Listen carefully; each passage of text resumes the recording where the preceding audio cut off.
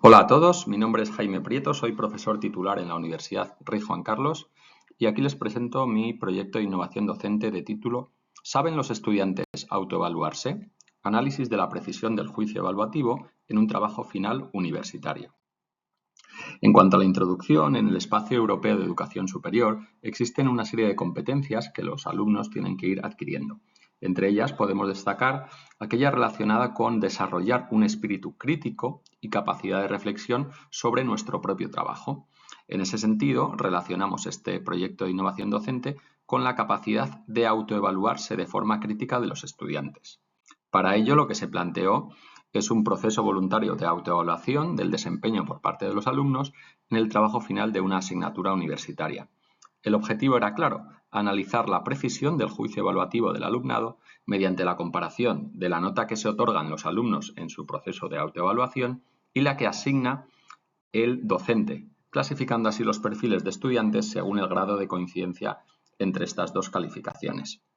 En cuanto al método, en primer lugar, destacar que esta posibilidad de autoevaluar era voluntaria, que se planteó en la actividad final del primer bloque y que no tenía ningún peso en la calificación, como así era indicado a los estudiantes. El acceso a la autoevaluación era mediante un formulario web en el que los alumnos evaluaban su trabajo con la misma rúbrica con la que el profesor iba a evaluar después esta actividad.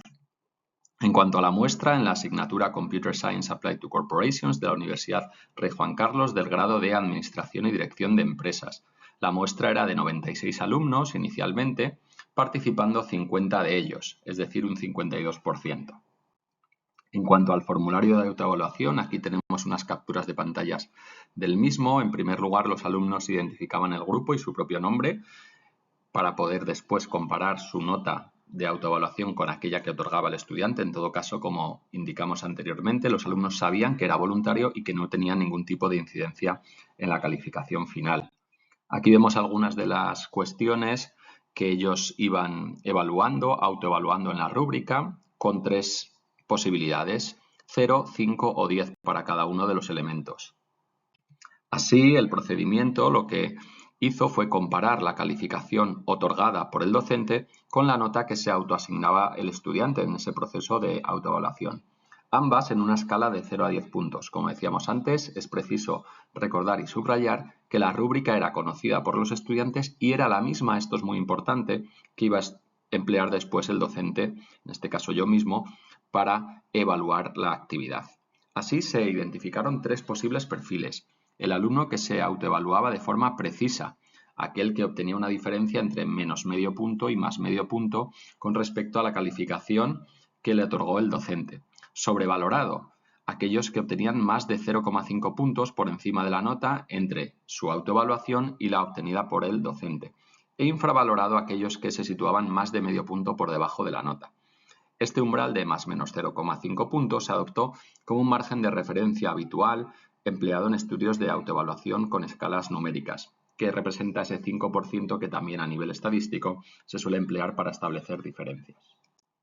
El análisis de datos, en primer lugar, se realizó mediante estadísticos descriptivos para identificar las características de cada uno de estos tres grupos de perfiles identificados, los precisos, los sobrevalorados y los infravalorados. Después se aplicaron pruebas de normalidad de Shapiro-Wilk para estudiar si la calificación final seguía o no una distribución normal.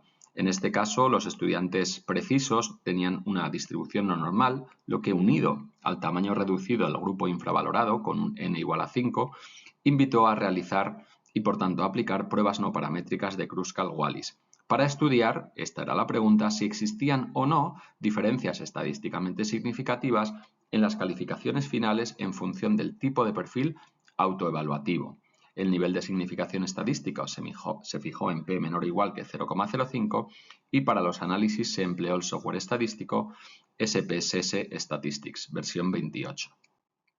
Los resultados se pueden observar en esta tabla. 5 alumnos se infravaloraron, 19, o lo que representa un 38% de la muestra de 50 analizados, obtuvieron un juicio autoevaluativo preciso y 26, el 52%, la cifra mayor, se sobrevaloraron su trabajo. Es decir, obtuvieron calificaciones en ese proceso de autoevaluación o se dieron calificaciones superiores en más de 0,5 puntos a las que después en el proceso de evaluación otorgó el docente. Aquí podemos ver también la media de estas calificaciones, la mediana, el mínimo, el máximo y la desviación típica.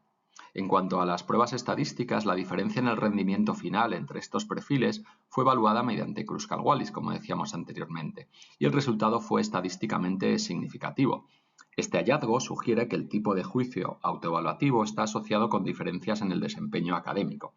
En particular, y es interesante destacarlo, los estudiantes que demostraron mayor precisión al valorar su propio trabajo tienden a obtener mejores resultados finales, mientras que aquellos que sobreestiman su desempeño obtienen en promedio peores calificaciones. Esto nos permitía, por tanto, afrontar una discusión interesante, consultando literatura publicada en este ámbito. En primer lugar, resaltar que los resultados revelaron que apenas el 38% del alumnado participante mostró una alta concordancia, ese perfil de precisión que decíamos, entre su autoevaluación y la calificación otorgada por el profesor. El resto, como decíamos anteriormente en la sección de resultados, se distribuyó entre estudiantes que se sobrevaloraron, 52%, y los que se infravaloraron, 10%. Esto sugiere que la precisión en la autoevaluación no es una competencia generalizada y que un porcentaje considerable de estudiantes presenta dificultades para calibrar de forma objetiva la calidad de su propio desempeño. Recordemos la importancia de ello como parte de esas competencias básicas que establece el Espacio Europeo de Educación Superior. De hecho, este fenómeno ya ha sido descrito en la literatura como parte de los desafíos que están asociados a los procesos de metacognición y al desarrollo del juicio evaluativo en contextos educativos. También es importante resaltar en este proceso de discusión que los estudiantes calificados como precisos obtuvieron, en promedio, calificaciones más altas que aquellos que se sobrevaloraron. Ya existe literatura publicada previamente que señalan que esto podría deberse a una combinación de diversos factores, como mayor dominio de los contenidos, familiaridad con los criterios de evaluación y habilidades metacognitivas más desarrolladas. La observación, por otro lado, de que más de la mitad de los estudiantes sobrevaloraron su trabajo invita a reflexionar también sobre la necesidad de acompañar los procesos de autoevaluación con formación previa que se pudiera dar a los estudiantes sobre cómo autoevaluarse. Para aquellos que se infravaloraron, a pesar de ser el grupo más reducido, esto puede vincularse a factores como la inseguridad académica, la autoexigencia excesiva o la falta de confianza en sus propias capacidades, como ya señalan literatura y estudios publicados previamente. Como todo estudio, tiene una serie de limitaciones que permiten plantear unas futuras líneas de investigación interesante. En primer lugar, el número reducido de estudiantes. Sería interesante poder colaborar con otros profesores para obtener una muestra más representativa. Además, es preciso señalar que solo una de las tareas planteó este proceso de autoevaluación. Sería interesante ver qué sucede si se plantea de forma regular en todas las actividades de una asignatura y poder hacer un seguimiento. ¿Cambiarían estos perfiles a lo largo del curso? ¿Qué sucedería si se da esa formación previa sobre cómo autoevaluarse a los estudiantes? Además, también se podrían incluir datos cualitativos, hacer ese seguimiento que decíamos, complementar con entrevistas, etc. La conclusión principal: los resultados respaldan la autoevaluación como herramienta formativa, pero eso sí, es necesario diseñar cuidadosamente su implementación. Fomentar un juicio evaluativo preciso puede impulsar el aprendizaje autónomo y autorregulado y el rendimiento académico global, como han demostrado o puesto de manifiesto los resultados. ¿Qué recomendamos? Integrar prácticas sistemáticas de autoevaluación en el currículum, con criterios claros, espacios de reflexión y comparación con la retroalimentación del docente. Con esto termino esta presentación sobre ¿saben los estudiantes autoevaluarse? Análisis de la precisión del juicio evaluativo de un trabajo final universitario. Espero que haya sido de vuestro interés y aquí tenéis mi correo para cualquier cuestión. Muchas gracias.